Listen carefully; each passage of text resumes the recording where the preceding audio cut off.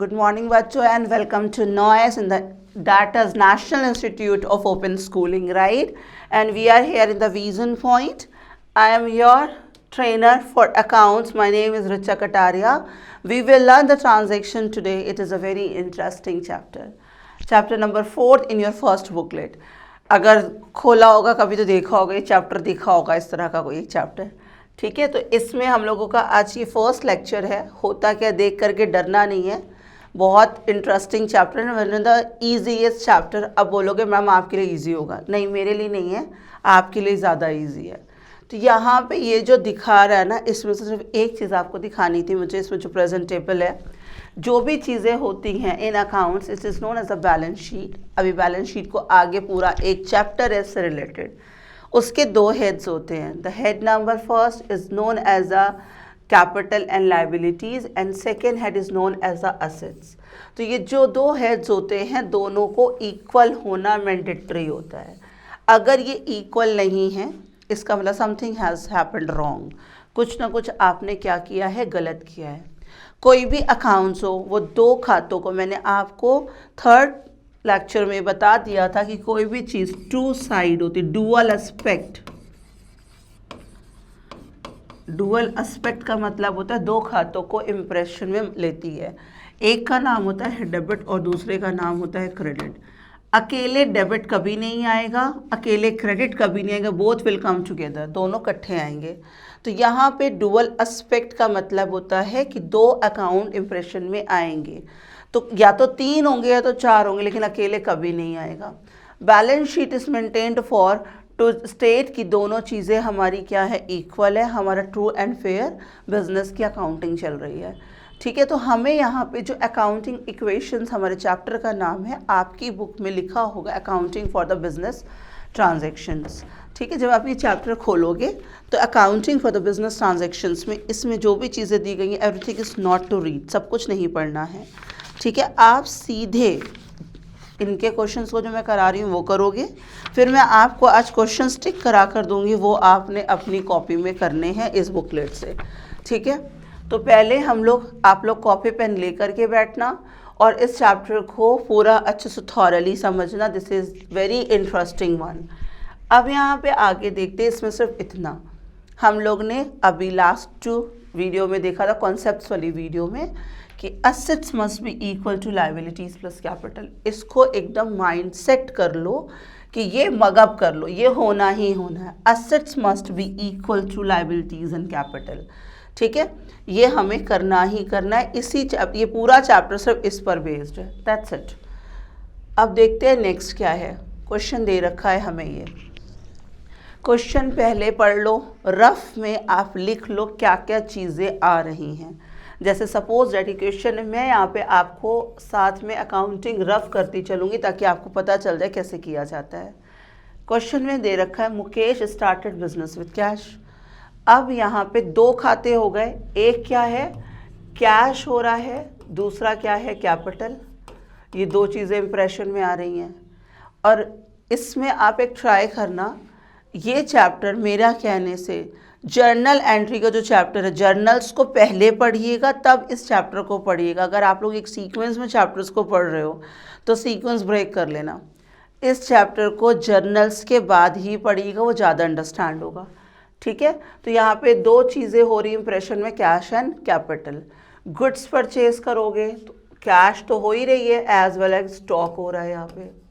ठीक है, फर्नीचर, एक वर्ड आ गया फर्नीचर. फिर उसके बाद रेंट. रेंट के लिए कोई कॉलम मत बनाइए, कमीशन के लिए कोई कॉलम मत बनाइए. इन द सेंस कि अगर कोई भी खर्चा है या कोई भी इनकम है उसके लिए इंडिविजुअल कॉलम मत बनाइए. कॉलम सिर्फ किसके लिए बनाइए, या तो रियल अकाउंट के लिए बनाइएगा या फिर पर्सनल अकाउंट के लिए. आपको ये सारी चीज़ें बताई जा चुकी हैं कई बार.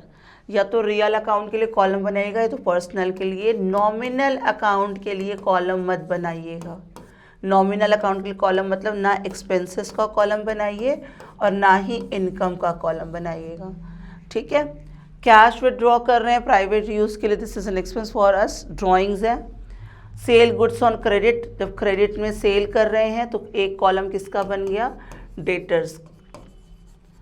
कैश रियल अकाउंट, कैपिटल आपकी हो गई पर्सनल, इसको तो बनाना ही बनाना है, बिकॉज ऑफ वॉट कैपिटल बनेगी, बिकॉज ऑफ दिस। ये एक चीज़ है, स्टेटमेंट है, assets equals to liabilities plus capital. Equation chapter में सिर्फ एक चीज़ है, दिस इज दैट्स इट। उसके बाद नेक्स्ट क्या है हमारा, पेड टू क्रेडिटर्स। इसका मतलब एक कॉलम बनेगा किसका, क्रेडिटर्स का। आपके पहले ये कॉलम्स बढ़ गए, ये रफ वर्क है, ठीक है, कि जो जो क्वेश्चन में कह रहा था उसको देख लिया कॉलम कितने बनेंगे। तो एक कॉलम कैश का, ये कैपिटल तो बनना ही है, सेकंड कॉलम स्टॉक का, third column furniture, fourth for debtor and fifth for creditors. ये कॉलम्स बनने हैं हमारे। अब देखते हैं कॉलम्स कैसे बनेंगे। ये आपका सीक्वेंस है, serial number question wise, particular that is transactions. उसके बाद ये मत देखिएगा, सिर्फ इसमें आएगा assets is equals to what, liabilities plus capital. आप लोगों ने सबसे पहले कॉलम क्या बनाना है, सीरियल बनाना है, ट्रांजेक्शन्स बनाना है। उसके बाद जो ऊपर की स्लॉट बनेगी वो क्या होगा, assets must be equal to liabilities plus capital. अब हम लोगों ने किसको किसको देखा था, कैश का कॉलम एक बनाना है, stock, furniture, debtors, creditors and capital. जो वहाँ पे आपका मैंने रफ वर्क बताया था उसके according cash, capital, stock, furniture, debtor and creditors, right, वो कॉलम्स बने हुए हैं। तो पहले कॉलम्स बना लीजिए ताकि आपकी जो प्रेजेंटेशन है वो एक सिस्टमैटिक मैनर से हो, ठीक है। अब हमें क्वेश्चन में बार बार जाने की ज़रूरत नहीं पड़ेगी, because question has written over here as well. खाते कितने अफेक्ट में आने चाहिए, at least 2, may be 3 but not 1, ठीक। हम लोग यहाँ तक एक हो गया और इक्वल्स टू के उधर एक हो गया। It must be equal at the end, ये दोनों ही क्या होने चाहिए, equal, because assets must be equal to liabilities and capital. तो फर्स्ट ट्रांजेक्शन में देखते हैं क्या दे रखा है। ट्रांजेक्शन नंबर 1 में दे रखा है, Mukesh started business with cash 80,000। 80,000 में शुरू हुआ बिजनेस, तो दो चीज़ें अफेक्ट पड़ी। कैश आ रहा है बिजनेस में, किसके रूप में आ रहा है, कैपिटल के रूप में आ रहा है। तो कैश आ रहा है 80,000 हो गए कितने, कैश के, और वो कैपिटल भी बढ़ रही है। तो यहाँ पर जिसमें अफेक्ट पड़ रहा है उसमें अमाउंट लिखेंगे, और जिन जिन कॉलम में अफेक्ट नहीं आ रहा है उसमें निल करते चलेंगे, ठीक है। तो 80,000 इधर भी है और 80,000 इधर भी है, हम लोग ने ये सम अप कर लिया। Equation number 2, purchase goods for cash. जब आप गुड्स खरीदोगे तो आपके पास से कैश जाएगी, स्टॉक आएगा, कैश जाएगी। तो 80,000 हमारे पास थे, 28,000 का हमने कोई गुड्स खरीदा, 80,000 में से 28,000 लेस कर दिया, आ गया कितना, 52,000। यहाँ पे एक इम्प्रेशन पड़ गया। उसके बाद स्टॉक आ रहा है इसी 28,000, तो स्टॉक क्या हो गया, प्लस हो गया।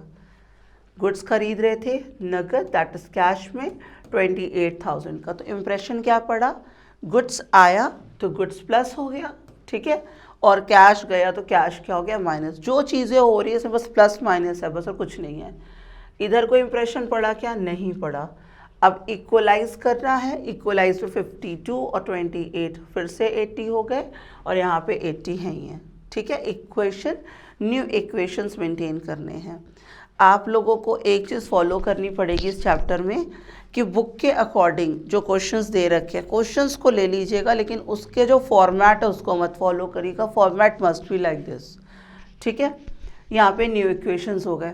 नेक्स्ट क्वेश्चन क्या कह रहा है, परचेज गुड्स ऑन क्रेडिट। अब उधार गुड्स खरीदा, जब गुड्स खरीदा तो स्टॉक आया होगा, स्टॉक आया होगा, और आपको किसी बंदे को पैसे देने बाकी हैं, इसका मतलब आपके क्या जनरेट हो गए, क्रेडिटर्स। क्रेडिटर्स क्या होते हैं, लायबिलिटी, है ना, क्रेडिटर्स जनरेट हो गए। अब यहाँ पे कैश पे कोई इंप्रेशन पड़ा क्या, नहीं पड़ा, इसलिए ज़ीरो कर दिया। कितने का गुड्स आपने कहा था, 28 का ऑलरेडी था, 20,000 को और ख़रीद लिया, ठीक। और क्या जनरेट हो गए, क्रेडिटर्स। तो अब यहाँ पे न्यू इक्वेशन क्या बनेगा, कैश कितने की है, 52 की, इधर गुड्स कितने का बन गया, 48 का। अब इन दोनों का सम एक हो गया। इधर क्या था, 20,000 के क्रेडिटर्स और 80,000 रुपये की कैपिटल। तो ये जो है इसका समेशन 1 लाख रुपए है, और इसका भी समेशन 1 लाख की। अभी तक आप क्या कर रहे हो, सही कर रहे हो। This is the new equation. फिर से सुन लो, सबसे पहला काम हमें क्या करना है, इक्वेशंस करने के लिए पहले आप लोग क्वेश्चंस को पढ़ो, रफ में देख लो कौन कौन से कॉलम बन रहे हैं, कॉलम को पहले से बना लो ताकि वो मिस्टेक ना हो, ठीक। फिर जो भी जहाँ पे भी इम्प्रेशन पड़ रहा है, अगर पढ़ रहा है तो उसमें प्लस माइनस करेंगे, नहीं पढ़ रहा तो उसमें ज़ीरोज़ मेंटेन करते चलेंगे। नेक्स्ट क्या कह रहा है इसमें, परचेज फर्नीचर फॉर कैश। जब आप फर्नीचर खरीद रहे हो कैश में कैश जा रही है कितनी, 6,000 की, 52,000 का कैश था हमारे पास, 6,000 का हमने फर्नीचर खरीद लिया, माइनस होकर आ गया यहाँ पे, ठीक। और क्या आ गया हमारे पास, फर्नीचर, कॉलम किसका आ गया, फर्नीचर का। यहाँ कोई इंप्रेशन पड़ा नहीं, 6,000 ही आ गया। डेटर्स बढ़े, no, creditors no, capital nothing. तो यहाँ पे इक्वेशन ये तैयार हो गई हमारी, राइट। रेंट पेड, अब यहाँ पे जब भी कोई खर्चा होगा, जब भी कोई भी खर्चा होगा, सीधे से कैश से भी माइनस कर दीजिए और कैपिटल से भी, ये चीज़ें एकदम ध्यान रखिएगा। कोई भी खर्चा है, कोई भी लॉस है, कोई भी खर्चा, कोई भी लॉस, कोई भी एक्सपेंस, कोई भी लॉस, ठीक है। खर्चा या लॉस को क्या करना है, कैश से भी माइनस और कैपिटल से भी। रेंट पे कर रहे 2,000 का, 46,000 का कैश था, 2,000 हमने पे कर दिया, लेस हो जाएगा, 44 हो गया, और यहीं 2,000 कहाँ लेस हो जाएगा, कैपिटल में हो जाएगा। तो न्यू इक्वेशन हम लोगों की बन गई 44, 48, 6, और यहाँ 20,000 और 78, ठीक है। नेक्स्ट क्या, कमीशन रिसीव्ड, कमीशन इनकम है, तो कैश में भी प्लस कर देंगे और कैपिटल में भी प्लस कर देंगे। कोई भी इनकम है, कोई भी प्रॉफिट है, कैश और कैपिटल प्लस हो जाएगी। कैश भी 500 से प्लस हो गई, एज वेल एज कैपिटल भी हो गई, राइट। नेक्स्ट कह रहे हैं new equation, withdraw cash for the private use. 3,000 रुपये हमने ड्रॉइंग करी, दिस इज़ द खर्चा फॉर द बिजनेस, ये भी खर्चा है। तो खर्चा क्या होना है, कैश और कैपिटल से डायरेक्टली माइनस हो जाना है, ठीक है। आई होप यहाँ तक समझ आ रहा है। पहले क्या किया था, बिजनेस शुरू किया तो कैश आया, कैपिटल आई, इक्वेशन क्या है, assets is equals to liabilities plus capital. जहाँ गुड्स खरीदेंगे, गुड्स आ रहा है तो प्लस हो गया, पैसे जा रहे हैं, पैसे माइनस कर दिए। गुड्स उधार खरीद रहे हैं तो गुड्स तो आ ही रहा है, लेकिन कैसे, उधार, क्रेडिटर का कॉलम लिख दिया। फर्नीचर आया, फर्नीचर के कॉलम में चला गया, पैसे जाएंगे फर्नीचर खरीदने में तो कैश को माइनस कर दिया। जहाँ खर्चा आएगा कैपिटल कैश माइनस, जहाँ इनकम आएगी कैपिटल कैश प्लस, राइट। अब नेक्स्ट क्या करा, ड्राइंग्स भी खर्चा होता तो वो भी वहीं कर दिया। Sold goods on credit for 40,000, cost थी 30,000 की। अब यहाँ पे देखिए ज़रा, गुड्स की जो कॉस्ट थी वो कितनी थी, 30,000 की थी, और आपने गुड्स बेचा कितने का, 40,000 का, वो भी कैसे, उधार। जब किसी को उधार बेचा जाता है तो वो कौन बन जाते हैं, डेटर। तो डेटर के कॉलम में 40,000 आ गया। क्यों आ गया 40,000, आपने गुड्स को उधार बेचा, 40,000 रुपये में बेचा, बंदे से लेने कितने, 40,000, तो डेटर कितने के जनरेट होगा, 40,000 के। लेकिन एक्चुअली गुड्स आपका कितना कम हुआ है, 30,000 का, गुड्स घटा कितने का, 30,000 का। तो स्टॉक आपके पास था 48 का, 30,000 का आपने बेच दिया, कितने का, 40,000 का, कितना, 30, कितने प्रॉफिट हो गए, 10,000। प्रॉफिट किस में ऐड होता है बताया अभी, कैपिटल में। मैंने स्टार्टिंग में बता दिया 3 नहीं 10 अकाउंट इम्प्रेशन में आ सकते हैं, लेकिन अकेला कभी नहीं आएगा। तो यहाँ पे 3 कॉलम इम्प्रेशन में आए हैं। पहला, गुड्स था, उधार बेचा, ठीक है, तो कौन जनरेट होगा, डेटर, पैसा लेना बाकी है, कितने रुपीस का बेचा, 40,000 का, कितने लेने बाकी है, 40, लेकिन गुड्स कितने का बेचा, 30 का, तो गुड्स कितना कम हुआ, 30,000। What is the difference amount of profit, 10,000, the profit will be added in the capital, is it. Next, paid to creditors 15,000, creditors थे कितने के, 20 के, 15 पे कर दिया, 5 के बचे, पे करेंगे तो कैश भी जा रहा है, इधर कैश से भी 15,000 माइनस, ठीक है। अब क्या करना चाहिए, लास्ट का जो भी पैसा है हमारा, ये वाले कॉलम से ये वाला कॉलम क्या होना चाहिए, मैच होना चाहिए। अगर मैच हो रहा है तो इक्वेशन इज राइट, क्योंकि हर कॉलम मैच हो रहा है, रॉन्ग होने की चांस नहीं होती इसमें, ठीक है। हर कॉलम क्या हो रहा है, एक दूसरे से मैच हो रहा है, it means your equation is right. Hope for the best कि क्वेश्चन को कॉपी में करेंगे, उसके बाद आगे की क्लासेस को देखिएगा, ठीक है। और अगर कोई क्वेरी है तो you may contact us, contact number has been given to you in various lecture, right. तो उसमें आप देख लीजिएगा और कर लीजिएगा, and sorry for that contact.